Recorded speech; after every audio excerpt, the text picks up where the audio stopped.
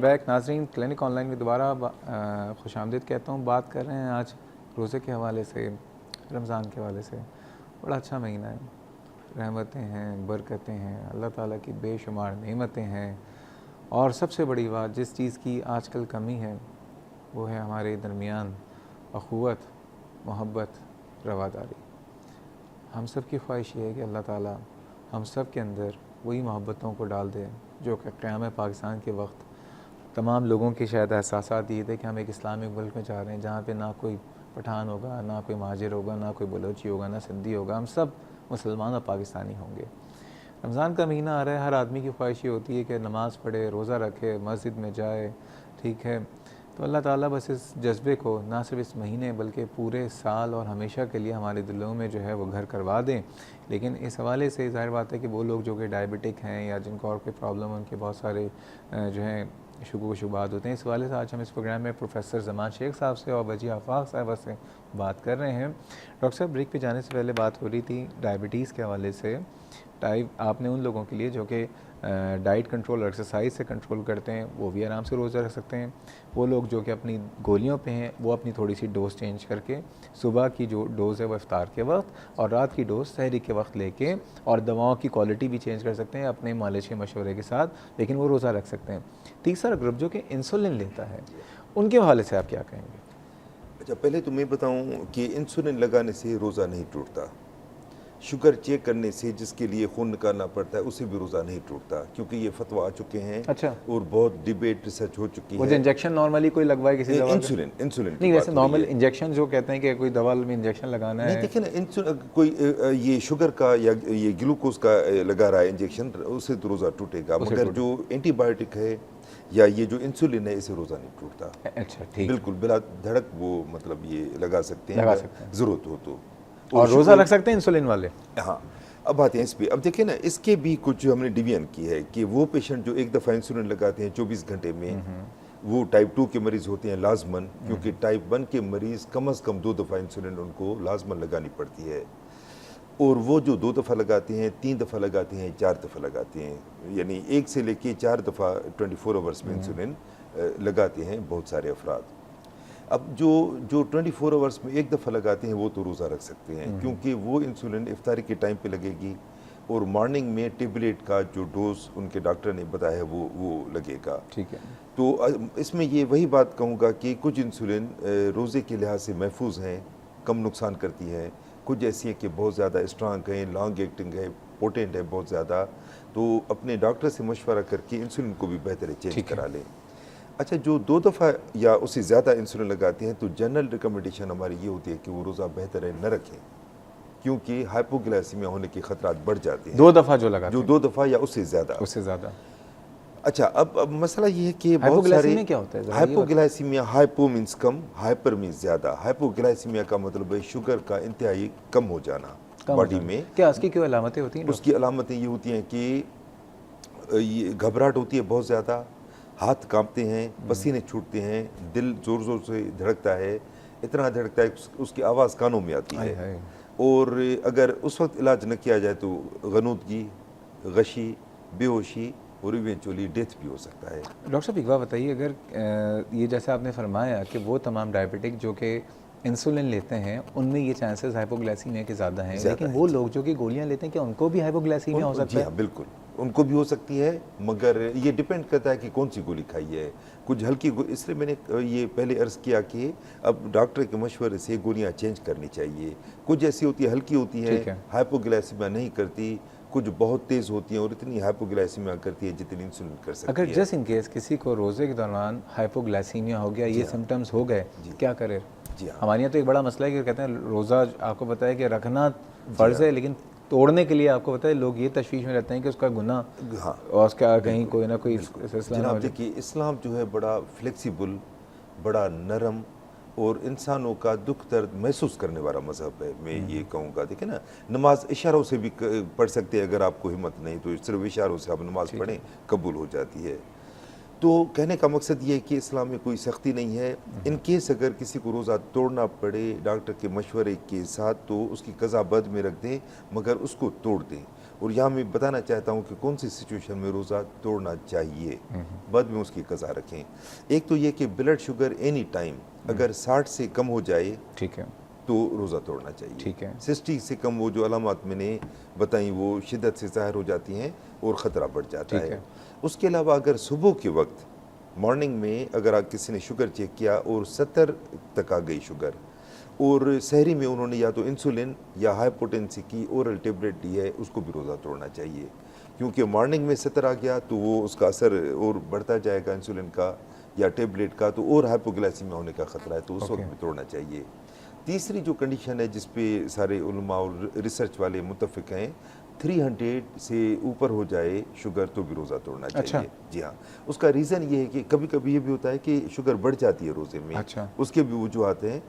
तो अगर 300 से बढ़ गई तो यूरिन ज़्यादा पास होगा, यूरिन ज़्यादा पास होने से डिहाइड्रेशन होगी, जिस्म में पानी की और नमकियात की शदीद कमी हो जाएगी, खून गाढ़ा हो जाएगा, तो उसकी वजह से सारे शाक गशी ये वो प्लस हार्ट अटैक के और फालिज के खतरे बढ़ जाएंगे। ठीक है। तो ये भी है कि 300 से ऊपर हो तो। और कोई रीज़न है रोज़ा तोड़ने का? नहीं, ये 3 है। और ये कि अगर सहरी में किसी को गैस्ट्रोएंटराइटिस हो, सख्त बुखार हो और शुगर पहले अनकंट्रोल रही हो, तो भी रोज़ा इसलिए न रखें कि अभी से ही तबीयत ख़राब है, हो सकता है कि रोज़े में और तबीयत ख़राब हो, तो बेहतर है वो रोज़ा रखें ही न सही। बहुत शुक्रिया डॉक्टर साहब। वजिया की तरफ आते हैं। वजिया, आप ये बताइए तमाम उन लोगों के लिए जो कि डायबिटिक्स हैं, चाहे वो अपनी डाइट से कंट्रोल कर रहे हों या गोलियों से कंट्रोल कर रहे हों, या जैसे डॉक्टर साहब ने कहा कि वो लोग जो कि इंसुलिन दिन में एक दफ़ा ले रहे हैं, उनकी सहरी किस तरह से हो ताकि उनको हाइपोग्लाइसीमिया ना हो, लेकिन ये भी ना हो कि ऐसी सहरी ले लें कि उनका हाइपरग्लाइसीमिया,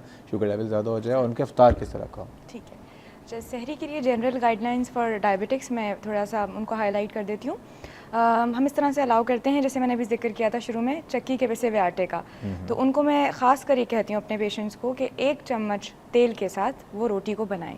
वजह ये होती है कि जब स्टमक में, मेदे में थोड़ी सी टेक्निकल बात हो जाएगी, जब स्टमक में थोड़ी देर मतलब फ़ैट के साथ कोई चीज़ अंदर जाएगी तो वो स्टे करेगा, मतलब जल्दी एब्जॉर्ब नहीं होगा, और हमें ऐसा कोई खाना उनको नहीं खिलाना कि वो जल्दी एब्जॉर्ब हो जाए। अगर तेल नहीं होगा तो जल्दी एब्जॉर्ब हो जाएगा, एब्जॉर्प्शन जल्दी हो जाएगी, फाइबर भी है वो भी स्टे करेगा, मतलब थोड़ा सा प्रोलॉन्ग स्टे करेगा। हमें ऐसी कोई ग़िज़ा सुबह सहरी में देनी जो ज़्यादा देर तक उनके मैदे में ठहरी रहे, एब्जॉर्प्शन जल्दी ना हो। एक चीज़ फाइबर हो जाएगी, और कुकिंग ऑयल, कोई भी वेजिटेबल ऑयल, कनोला ऑयल लगा सकते हैं, ऑलिव जिनके पास मौजूद है ऑलिव ऑयल, वो 1 चम्मच, और जो अफोर्ड कर सकते हैं ऑब्वियसली वो 1 चाय का चम्मच उस पर ऑयल लगा लें। दही से कुछ लोग पसंद करते हैं सहरी करना, तो बलाई के बगैर दही इस्तेमाल कर लें। मिर्च मसाले और चिकनाई सहरी में बहुत ख्याल करना है, वरना उनकी प्यास की शिद्दत बढ़ जाएगी अगर उनकी सुबह की सहरी में मिर्च, वो लोग जो मगज़ नहरियाँ और ये सब चीज़ें खाने के शामी कबाब भी बहुत तेज़ मिर्चों वाले लोग अक्सर सहरी में इस्तेमाल कर रहे होते हैं, तो या स्टफ्ड पराठे जो इस्तेमाल कर रहे होते हैं वो ऑब्वियसली मिर्चें वगैरह इसमें ज़्यादा होती हैं, फ़ैट ज़्यादा होता है, तो उसको थोड़ा सा कट डाउन करना है।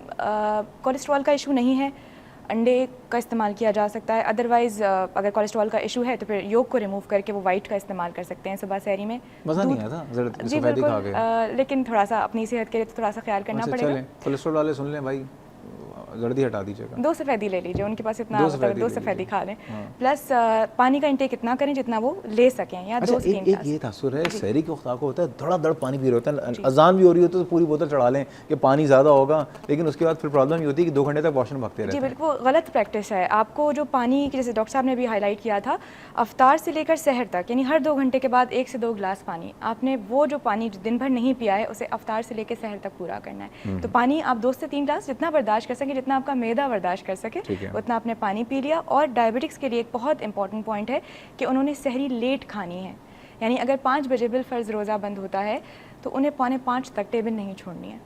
अच्छा, वो लोग, कुछ लोग होते हैं रात में खा के सो जाते हैं। जी बिल्कुल, बहुत गलत प्रैक्टिस है, और वो लोग बहुत जल्दी, जैसे डॉक्टर साहब ने कहा, हाइपो का शिकार, वो कॉम्प्लिकेशन उनके साथ आता है। कौन उठेगा? जी बिल्कुल। अच्छा, फिर सहरी का तो उठते नहीं, नमाज भी नहीं पढ़ते, तो रोज़े का फ़ायदा क्या है? वही असल मकसद और असल रूह तो वो हासिल कर नहीं रहा, बस रोज़ा कहने को रख लेते हैं। तो बस वो थोड़ा सा ख्याल करना है, उन्हें थोड़ी लेट सहरी करनी है। और डायबिटीज़ वालों के लिए ज़्यादा इंपॉर्टेंट पॉइंट है कि उन्हें जल्दी खाकर उठना नहीं है, थोड़ा लेट उन्होंने लेट तक सहरी करनी है, थोड़ा 4:45 या 5 बजने में 10 मिनट तक, जब भी रोज़ा ख़त्म हो रहा है तो 10 मिनट पहले तक एटलीस्ट उन्हें खाते रहें। अच्छा, चाय पीने से कहते हैं प्यास नहीं लगती है, ये ज़रा बताएं। गलत कॉन्सेप्ट है। चाय पीने से, चाय की मिकदार भी अगर 1 कप किसी ने पिया है, 2 कप भी चलेगा, लेकिन डिहाइड्रेट कर जाती है बॉडी, कैफीन डायरेसिस करती है। एग्जैक्टली, तो वो पानी ज़्यादा खारिज करती है ना, तो जो पानी आपने पिया है वो भी निकाल देती है। कोई फ़ायदा नहीं है। लोग चाय पीते हैं कि पूरे दिन की कैफ़ीन की रिक्वायरमेंट हम सहरी में पूरी कर लें, जो एडिक्टेड हैं। अच्छा, कुछ लोग जो है अभी मुझ पे ये सवाल जो है ना नाजिल हुआ है यहाँ टॉक पैक के थ्रू, कुछ लोग बहुत बड़ा कप पीते हैं चाय, तो वो सही है? बिल्कुल सही नहीं है, क्योंकि वो 3-4 कप की कैफ़ीन एक साथ एक बड़े कप में इस्तेमाल कर लेते हैं, तो वो भी मतलब हेल्दी लोगों के लिए भी अच्छा नहीं है एंड डायबिटीज़ पेशेंट्स के लिए भी अच्छा नहीं है, क्योंकि आप डिहाइड्रेट कर जाएंगे, यूरिनेट ज़्यादा करेंगे। ठीक है, तो ये तो आपने कहा, एक तो हाइपोग्लाइसीमिया से बचना है तो सहरी करें, सहरी के वक्त तक ही करें, रात पे खा के ना सो जाएं। जी बिल्कुल। और ये है कि अगर रोटी इस्तेमाल करें तो थोड़ा सा एक चाय का चम्मच टीस्पून उसमें तेल ज़रूर लगा लें। और बाकी कि दही, अंडा अगर खाना है, अगर कोलेस्ट्रॉल नहीं बढ़ा हुआ तो अंडा खा सकते हैं, अगर कोलेस्ट्रॉल का इशू है तो उसकी सफ़ेदी इस्तेमाल कर सकते हैं। कबाब लें तो लेकिन बहुत ज़्यादा डीप फ्राइड ना लें। चिकन का ऑप्शन भी है, वाइट मीट पे अगर जाना चाहें तो चिकन का शामी कबाब दाल के साथ मिक्स करके अच्छा, अब ये बताइए, आप सहरी से निकल जाएँ, अफ्तार पे आ जाते हैं। अच्छा, अफ्तार में अब देखें ऐसा मत कीजिएगा कि पकोड़े बंद, समोसे बंद, ये बेचारे डायबिटीज़ वाले कहेंगे ये हमारे क्या रमज़ान, थोड़ा सा कट डाउन तो करना पड़ेगा उनकी सेहत के लिए। कट डाउन करवाएं। लोग पहला सवाल तो ये करते हैं खजूर खाई जा सकती है? बिल्कुल बिल्कुल खाई जा सकती है। एक छोटी खजूर से वो रोज़ा अफ्तार कर सकते हैं। जैसे डॉक्टर साहब ने बताया, दवाई जिस तरह से डॉक्टर अजवा खजूर होती है, अजवा खजूरों की तो बड़ी हो जाएगी, लेकिन थोड़ी छोटी, उसको फिर हाफ कर लें, तो ज़्यादा मकदार में भी नहीं लेनी है। और अपनी मेडिसिन जैसे बताई गई है, उनके मॉलेज ने जैसे उनको बताया है वैसे इस्तेमाल करने के बाद एक छोटा कप फ्रूट चाट का ले सकते हैं। अच्छा, वो जो मीठा शरबत पीते हैं लाल वाला, ज़्यादा ख़तरनाक है। और डाइट पे आ जाते हैं, आप मीठे रेगुलर की बात करें, लोग डाइट मशरूबात पे आ जाते हैं। ये तो वो लोग जो कि डायबिटिक भी नहीं है, वो जो प्रैक्टिस बनी हुई है, मीठा शरबत लाल वाला ज़रूर पीना है, वरना तो भाई इफ्तार में पता नहीं शायद उसका जो है सवाब नहीं मिलेगा, अजर नहीं मिलेगा। ये भी तो कोल्ड ड्रिंक सस्ती हो जाती है रमज़ान में। हाँ, कोल्ड ड्रिंक सस्ती हो जाती हैं, तो वो ड्रिंक जो है वो उससे इज्तनाब करें। बिल्कुल करना चाहिए। पानी से खोलें, पानी से भी खोल सकते हैं। प्लस अगर मशरूबात की बात करते हैं तो लस्सी बेहतरीन ऑप्शन है। दही की मलाई उतार के पानी मिला के लस्सी बना सकते हैं। लीमू का ताज़ा पानी में निचोड़ के शरबत बना सकते हैं। टाइम ख़त्म होता जा रहा है। पकौड़े और समोसे तो मैं बिल्कुल भी अलाउ नहीं कर सकती। अगर खाना है 2 पकौड़े खाए जा सकते, बस इससे ज़्यादा नहीं। अगर इतनी पे राज़ी हैं तो ठीक है, खाएं, लेकिन कम खाएं। मजबूरी है कि आपकी सेहत के लिए। और फ्रूट चाट खा लें, बिल्कुल, लेकिन क्रीम और शक्कर के बगैर। और छोले खा सकते हैं, बिल्कुल ले सकते हैं, खा सकते हैं। चाट और फिर डिनर उसी अफ्तार का कुछ हिस्सा ले सकते हैं, या अगर किसी के घर में रिवाज है डिनर बनने का तो थोड़ा पोर्शन, आधी चपाती है रेगुलर घर के सालन के साथ, या दूध का एक गिलास लेकर भी सो सकते हैं अगर उन्हें अफ्तार पेट भर के किए। लेकिन midnight snack is necessary for diabetics. बहुत शुक्रिया वजिया सर। आखिर में एक चीज़ पूछना चाहूँगा, ज़रा जल्दी से बताइएगा, वो लोग जो कि ब्लड प्रेशर के मरीज़ हैं या जिनका कोलेस्ट्रॉल्स वगैरह बढ़े हुए, उस महीने पहली बार तो रोज़ा रख सकते हैं, और रख सकते हैं तो उससे कोई फ़ायदा हो सकता है उनको? जी हाँ, दोनों को फ़ायदा हो सकता है। एक तो पहली बात तो ये कि इनमें कोई कंट्राडिकेशन नहीं है। जिस तरह शुगर के कुछ मरीज़ों में हम रोकते हैं कि एहतियात से रोज़ा रखें या न रखें, उनकी दवा ये दोनों रख सकते हैं। मगर वही बात जो मिस वजिया ने भी बताई कि जो कोलेस्ट्रॉल रिच चीज़ें हम खाते हैं, दोनों सहरी और इफ्तार में, इनसे कोलेस्ट्रॉल बढ़ जाता है। और एक स्टडी हुई है जो यूनिवर्सिटी में हमारे पास हुई थी, उसमें हमने देखा कि रमज़ान में हमने 3 हिस्से किए, मरीज़ों के ग्रुप बनाए। एक रमज़ान से पहले, रमज़ान के महीने में, रमज़ान के आखिर में। तो रमज़ान के महीने में कोलेस्ट्रॉल सबका बढ़ा हुआ था। तो मैं रिक्वेस्ट करूंगा कि कोलेस्ट्रॉल ज़रा कम इस्तेमाल करें। ये जो मुर्गन चीज़ें हैं, तो कोलेस्ट्रॉल और कम हो सकता है रमज़ान कम हो सकता है। और ब्लड प्रेशर वाले रोज़ा रख सकते हैं, वो ज़रा नमक और चिकनाई कम इस्तेमाल करें तो ब्लड प्रेशर भी कम होगा। ब्लड प्रेशर भी कम हो जाएगा। सर बहुत बहुत शुक्रिया, वेलकम। और रमज़ान में इंशाअल्लाह ताला आपसे खूब बातें होती रहेंगी, क्योंकि डॉक्टर साहब जो हैं, मैं कहता हूँ कि ऐसे डॉक्टर साहब हैं जिनके पास जाए जिसको शुगर नहीं भी, इनकी ज़बान इतनी मीठी कि उनकी बातें सुन के किसी को शुगर हो सकती है। बस अल्लाह ताला आपकी ज़बान की मिठास और आपके दिल में जो जज्बात हैं इंसानियत की खिदमत के, अल्लाह ताला उसको मज़ीद इस्तकामत दे। बहुत सारा शुक्रिया आपका वजिया, बहुत शुक्रिया। रमज़ान में भी आपको तंग करते रहेंगे। इस रमज़ान की खुसूसी जो ट्रांसमिशन इंशाअल्लाह ताला शुरू हो रही है, और वो इंशाअल्लाह ताला दोपहर को 4 से 5 बजे, अब शाम का वक्त ही होगा खैर, 4 से 5 बजे, उसमें इंशाअल्लाह ताला हम आपके पास रोज़ाना मौजूद हुआ करेंगे और रमज़ान के हवाले से तमाम प्रोग्राम्स होंगे। आज आपने प्रोग्राम देखा, और सिर्फ और सिर्फ एक बात ही कहूँगा, इस रूह को, इस रमज़ान की रूह को समझें। रमज़ान का मकसद जो है, हमने एक पिकनिक बना लिया है। हमने बना लिया है कि जी अब अफ्तारियाँ होंगी खूब मज़े की, जाएंगे होटल्स में बुफ़े अफ्तारियाँ कर रहे होंगे, या एक दूसरे के घर पे इनवाइट किया करेंगे। देखिए, हमारे मुल्क में पिछले साल एक बहुत बदतरीन सैलाब आया था, और उनके मुतासरीन, हमारी कौम बहुत अच्छी है लेकिन जब तक उस कौम को बार बार चीज़ें दिखाई जाएँ तो उसको याद रहती हैं, वरना हम सब शॉर्ट टर्म मेमोरी का शिकार हैं, हम सब चीज़ें भूल जाते हैं।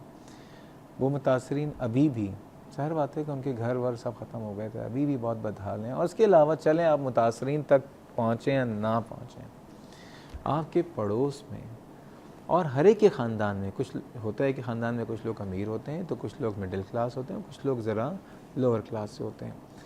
आप जो है अपनी इफ्तारियाँ, अपनी सहरियाँ, अपने तमाम अय्याशियाँ उनसे शेयर करें।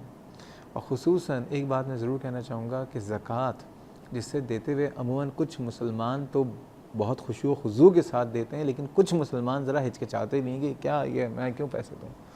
अब यकीन कीजिए, मैं आपको पर्सनल एक्सपीरियंस बता देता हूँ कि जब से मैंने अपनी ज़िंदगी में रेगुलर इस्लामी जितना भी परसेंटेज है उसके हिसाब से ज़कात देनी शुरू किया है, अल्लाह ताला ने मुझे ऐसा नवाजना शुरू किया है, ऐसा नवाजना शुरू किया है कि मैं उस परवरदिगार का हमेशा एहसान बन रहूँगा कि अल्लाह ताला के जिस काम को आप फॉलो करेंगे अल्लाह उसमें बरकत डालता है।